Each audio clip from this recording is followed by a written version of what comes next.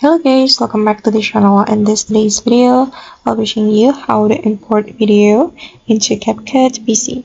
Okay, here I have opened my CapCut application on my PC and I have created a project as well. And if you want to import video, we can simply tap on import. Then you're going to select video from your device you would like to import to your CapCut project. And I'm gonna go with this video so we can select it. You can select more than one video and I'm going to add another video, this one as well. Then after we're done selecting the video, we can tap on open. Okay, and now as you can see that the videos have been imported to our CapCut project. And if you want to edit this video, you can simply drag the video to the CapCut timeline like this. And I'm just going to drag both of them. Okay, and after we drag the video to the CapCut timeline, we will be able to edit this video.